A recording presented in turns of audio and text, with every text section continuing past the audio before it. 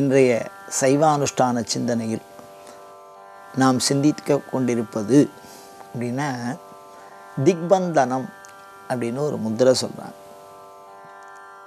இந்த முத்திரைக்கு மந்திரம் என்ன, செயல் என்ன அப்படின்னா, திக்பந்தனம்னா சொடுக்கு போடுறது. இந்த கையை எப்படி போடுறாங்கல்ல, இதை அப்படியே கவுத்து போடணும்.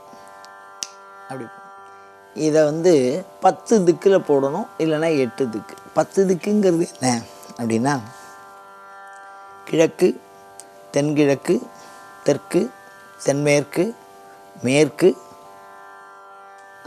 வடமேற்கு, வடக்கு, வடகிழக்கு. இது நடுப்புற தான் இந்த திக்கை சொல்லும். இப்போது 8 பக்கம் திசை, அதில் மேல் கீழ் அது ரெண்டுத்தையும் சேர்த்தா 10. ஒரு சில பேர் 10ன்னு சொல்லுவா, ஒரு சில பேர் 8ன்னு சொல்லுவா. அதனால தான் அதை சொல்கிறது. அந்த சொடுக்கு தான் அதுக்கு வித்தியாசம். ஒவ்வொரு திக்கையும் சூட்டுற பொழுது நடுப்புற பஞ்சபாத்திரம் இருக்குது. இப்போ அந்த பஞ்சபாத்திரத்தை சுற்றி அப்படியே வலமாக அந்த 8 சொடுக்கு போடணும். அவ்வளோதான். இதை 10ஆ போடணும் அப்படின்னா இன்னும் 2 சொடுக்கு சேர்த்து போடணும். இதுக்கு என்ன மந்திரம்? ஓம் அஸ்திராய பட்டு. மீண்டும் சொல்கிறேன், ஓம் அஸ்திராய பட்டு. அஸ்திராய பட்டுன்னு சொல்லும்போது இந்த 8 திக்குலையும் சொல்லணும். ஓம் அஸ்திராய பட்டு அப்படி சுற்றி போடணும். அவ்வளோதான் விஷயம். இதுதான் இன்றைய சைவானுஷ்டான சிந்தனையில் நாம் கற்றுக்கொண்டிருக்கிற மந்திரம் முத்திரை. திக்பந்தனம் அப்படின்னு அதுக்கு பேர். திக்பந்தனங்கிற சொல்ல எதை குறிக்கிறது அப்படின்னா, திக்குன திசை, பந்தனம் அப்படின்னா கட்டுவது, ஒரு குறிப்பிட்ட எல்லைக்குள் கொண்டு வருவது. இப்போ இந்த திக்பந்தனம் அப்படிங்கிற வார்த்தைக்குள்ள ஒரு ரகசியம் வச்சுருக்கா பாருங்க. எல்லைக்குள் எதற்கு கொண்டு வர வேண்டும் அப்படின்னு நம்ம யோசிக்கணும். ரகசியம் என்ன அப்படின்னா, எதையுமே நீங்கள் அனுபவப்படுத்தி கொள்ள வேண்டும், உங்களுக்கு அனுபவப்பட வேண்டும் என்று சொன்னால் அது எல்லைக்கு உட்பட வேண்டும். எல்லை இல்லாத பொருள் கூட நாம் அனுபவத்தை ஏற்படுத்திக்க முடியாது. எல்லை உள்ள பொருளில் தான் நாம் அனுபவத்தை ஏற்படுத்திக்க முடியும். நம்ம எல்லை அப்படிங்கிறத நாம் என்ன நினைக்கிறோம் அப்படின்னா, இந்த 8 திசைன்னு நினைக்கிறோம். ஆனால் இந்த ஆகமங்களை பொறுத்த வரைக்கும், சைவானுஷ்டான விதியை பொறுத்த வரைக்கும், எல்லைங்கிறது உடலையும் குறிக்கும். காஷ்டம் அப்படின்னு எல்லைக்கு பேர். காஷ்டம் அப்படின்னா விறகுக்கு பேர். காஷ்டம் அப்படின்னு சொன்னால் நிமிஷத்துக்கு பேர், ஒரு காலப்பொழுது. அந்த அளவில் பார்த்திங்கன்னா இந்த உடல் ஒரு எல்லை. இந்த உடலோட எல்லை எது அப்படின்னு கேட்டால், நம்ம எந்த இடத்துல மெய், நம்மளுடைய நிழல் மாதிரி ஒரு பகுதி இருக்க, அந்த ஒரு பகுதி தான். ஒரு உதாரணம் பாருங்கள், நம்மளுடைய ஆன்மா எது வரைக்கும் பரவி இருக்குது அப்படின்னு கேட்டால், நம்மளுடைய உடல் எது வரைக்கும் இருக்கோ அதான் ஆன்மா பரவி இருக்கிற இடம். இப்போ ஆன்மாவினுடைய எல்லை அப்படின்னு கேட்டால் இந்த உடலை சொல்லலாம். அப்புறம் உள்ளம், இந்த உள்ளத்துக்கு எல்லை என்ன அப்படின்னு கேட்டால், புலன்களின் வழியாக நமக்கு உள்ளுக்குள்ளே சென்ற கடந்த கால பதிவு அளவுக்கு தான் உள்ளம். உங்களுடைய உள்ளம் எதை பற்றி சிந்திக்கும்னா, 5 புலன்களின் வழியாய் உங்கள் உள்ளுக்குள்ளே போய் ஏற்கனவே பதிஞ்சு இருக்கக்கூடிய வெள்ளத்தனையது மலர் நீட்டம் மாந்தருதும் உள்ளத்தனையது உயர்வுன்னு சொல்லுவார். ஏற்கனவே எதை பற்றி நீங்கள் புலன்களின் வழியாக உங்களுக்கு அனுபவத்தை பெற்றிருக்கிறீர்களோ அவற்றின் பதிவை சார்ந்தது தான் உள்ளம். அறிவு என்ன அப்படின்னா, அதே புலன்களின் வழியாக வெளிச்சென்று எந்தெந்த பொருளை பற்றி நீங்கள் தெரிஞ்சு வச்சுருக்கீங்களோ அந்தளவுக்கு தான் உங்களுடைய அறிவு. என்ஜினியராக இருக்கிறவர் டாக்டராக இருக்க முடியாது. டாக்டராக இருக்கிறவர் பிற ஒரு துறையில் பயில முடியாது. ஏதாவது ஒரு துறையில் தான் ஒருத்தர் அறிவாளி ஆகலாம். அப்போ அவர் எந்த துறையில் தன்னுடைய புலன்களை ஈடுபடுத்தி இருக்கிறார்களோ அதுதான் அவருடைய எல்லை. அப்போ இது எல்லாத்துக்குமே எல்லை இருக்குது. ஆன்மாவுக்கு எல்லை உடல், உள்ளத்துக்கு எல்லை சந்நிதி, ஏற்கனவே நடந்த பதிவு.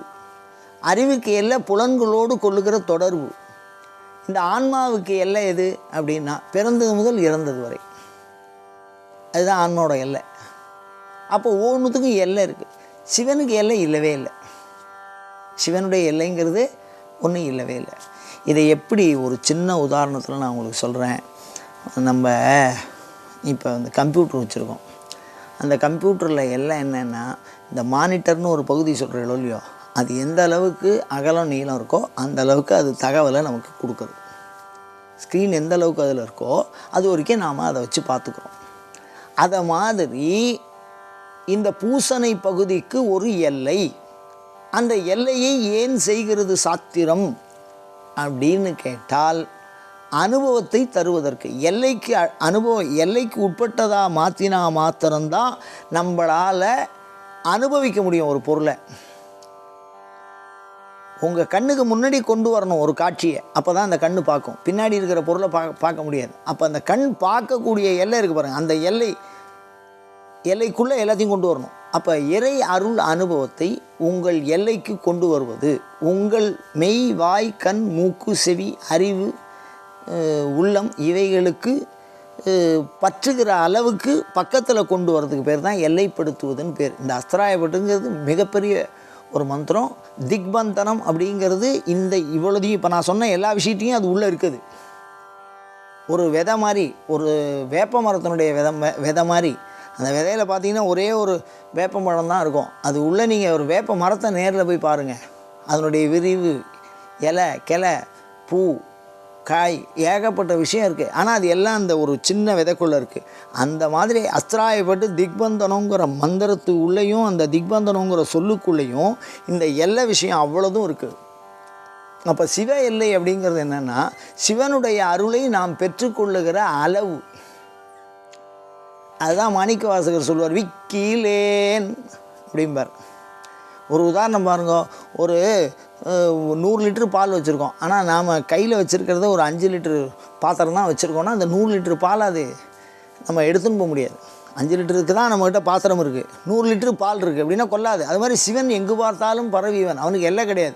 ஆனால் இந்த உடலுக்குள்ளே நாம் எந்த அளவுக்கு எல்லை இருக்குமோ அந்த அளவுக்கு தான் நம்ம சிவத்தை அனுபவிக்க முடியும். அப்போ எதையுமே எல்லைப்படுத்துவதனாலே அனுபவிக்க முடியும். அப்படி சிவனை நமக்கு தகுந்த மாதிரி எல்லைப்படுத்தி தருகிறது சாத்திரம். அதை சிவனே பண்ணி கொடுக்குறார். எல்லைக்கு உட்பட்டவனாய் வந்து அருள்கிறான். அந்த கட்டுப்பாட்டுக்கு உள்ளே வந்து நமக்கு அனுக்கிரகம் பண்ணுறான். அப்படி சிவன் எல்லைப்படுவது, சிவனை எல்லைப்படுத்தி நம் விழிகளுக்கு புலப்படுத்துவது, நம் செவிகளுக்கு ஒளியாக்குவது, நம் மூக்குக்கு வாசனையாக்குவது, நம் நாக்கிற்கு சுவையாக்குவது, நம் மெய்யிற்கு சுடு அப்படிங்கிற தன்மையாக ஆக்குவது, நம் உள்ளத்திற்கு உணர்வாக்குவது, நம் அறிவுக்கு தெளிவாக்குவது, இந்த எல்லைக்கு உள்ளுக்குள்ளே கொண்டு வரது சிவனுடைய அருளை. அப்படி எல்லைப்படுத்துகிற மந்திரம்தான் இது திக்பந்தனம் அப்படின்னு சொல்கிறோம். இது அத்தனையும் நாம் புரிஞ்சு அந்த சம்ஸ்காரத்தை பண்ணணும். அப்படி பண்ணுற போது அது பூரணமான பலனாக நமக்கு வரும். லோக பிரசித்தமான ஒரு உதாரணம் பாருங்க. அதாவது ராமாயணத்தில் பார்க்குறோம், லோக பிரசித்தம். லக்குவன் ஒரு சின்ன ஒரு கோடு கிழிக்கிறான், மண்ணி இதை தாண்டி நீங்கள் போயிடாதே, அது வரைக்கும் பத்திரமா இருங்கோ, இது உங்களுக்குள்ள எந்த ஒரு பாதுகாப்பு வலயம் அப்படிங்கிற மாதிரி ஒரு கோடை கிழிக்கிறான். அது ராவணனாக இருந்தாலும் உள்ளே வர முடியாது. அது எல்லை. அந்த எல்லையை அந்த அம்மா கொஞ்சம் தாண்டித்து, அதனால் எவ்வளதோ இன்னல்கள் எவ்வளதோ விஷயம் அந்த எல்லையை தாண்டறதுனால. ஆனால் எல்லைக்கு உட்பட்டு மனிதன் வாழுகிற பொழுது பரம சௌக்கியத்தை நாம் அடையிறோம்.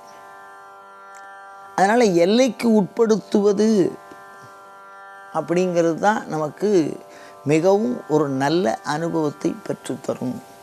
ஒரு சாதாரண ஒரு கோடு அதுவே நம்மளை எல்லைப்படுத்துகிறது அப்படின்னு சொன்னால், இந்த மந்திரத்தை சொல்லி 8 திக்குலையும் அளவுபடுத்தி புலன்களுக்கு தக்கவாறு நாம் எல்லை எவ்வளதோ அந்த எல்லை அளவுக்கு இறை அருட்சக்தியை நிரப்புவது அப்படிங்கிற பண்பு இந்த அஸ்திராயப்பட்டுங்கிற மந்திரத்தினாலே. மீண்டும் சொல்கிறேன், அஸ்திராயப்பட் அப்படிங்கிறது மந்திரம்.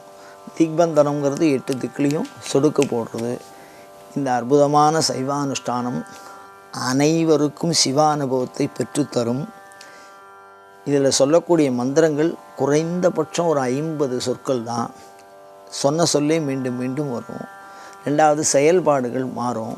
அந்த செயல்பாடுகளுக்கு முத்திரை இருக்குது, அதை நம்ம கற்றுண்டு அது தொடர்பான கருத்துக்களை உள்வாங்கி கொண்டு இறை சிந்தனையில் தினந்தோறும் 24 நிமிடம், காலை மாலையில் ஒரு 24 நிமிடம் அது போதுமானதாக இருக்கும். அதுவே நமக்கு சிவச்சிந்தனைகளை தரும். இது அனைவருக்கும் உரியது.